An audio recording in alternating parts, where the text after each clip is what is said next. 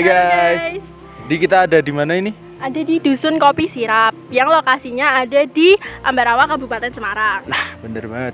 Di kita di sini banyak dapat pelajaran dan pelajarannya bisa kita lihat setelah ini ya guys ya. Dadah.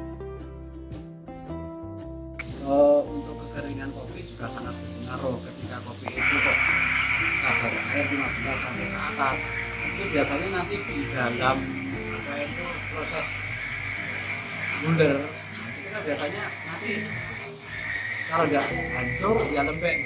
Tapi gitu. juga untuk yang kopi bisa 4 hari 15 hari kering ketika kondisi bentuk fisiknya seperti ini Mbak.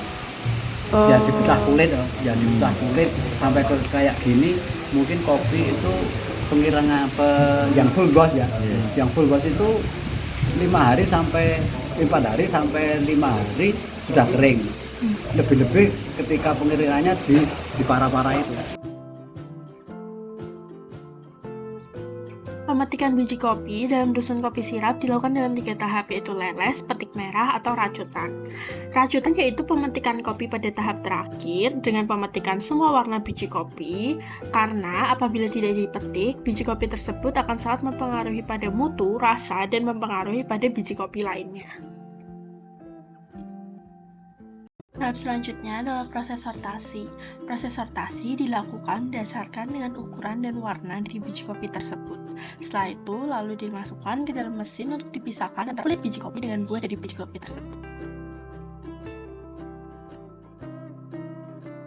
Pengeringan paling baik dilakukan setelah metode full wash dan dikeringkan di atas para-para dengan sinar matahari langsung selama 4-8 hari. Karena kebun di Desa Kopi Sirap merupakan kebun bersama, oleh karena itu, biji kopi yang sudah dikeringkan dimasukkan ke dalam karung, lalu disimpan di rumah masing-masing petani. Proses penyimpanan dilakukan dengan ketentuan bahwa kadar air dari biji kopi adalah di bawah 13 dan 14%.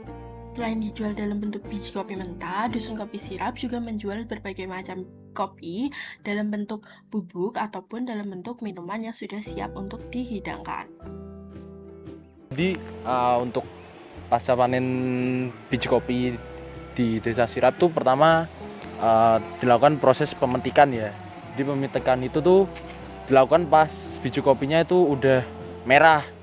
Nah setelah udah merah tuh kan banyak kan ya biji kopinya. Itu tuh disortir, dipilih yang kualitasnya paling baik untuk dilakukan proses pengeringan.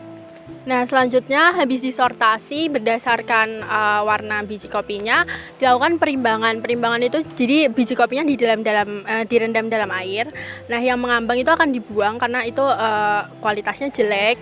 Dan yang tenggelam itu akan dilanjutkan ke proses selanjutnya. Proses selanjutnya itu dibagi dalam 3 tahap, yaitu semi wash, natural, sama full wash. Nah, yang dimaksud semi wash itu adalah perendaman. Jadi direndam dulu dalam air, lalu setelah direndam selama 2 jam baru dikeringkan. Kalau natural, jadi setelah direndam langsung dikeringkan. Kalau yang full wash itu adalah teknik paling baik dari antara 3 teknik yang lain, yaitu jadi biji kopinya yang tadi direndam selama 2 kali 24 jam atau 2 hari dengan pergantian airnya setiap 8 jam sekali. Setelah itu, setelah terpecah kulit kopinya baru dikeringkan.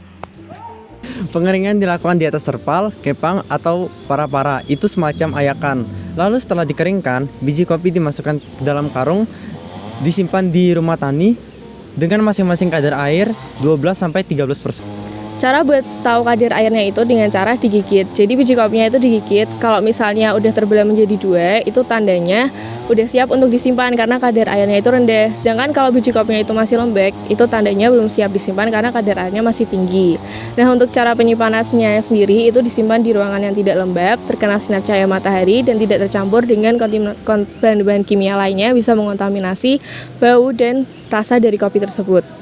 Setelah itu, kadar air yang rendah itu bisa mempengaruhi nilai jual kopi. Semakin rendah kadar airnya, nilai jual kopi akan semakin tinggi.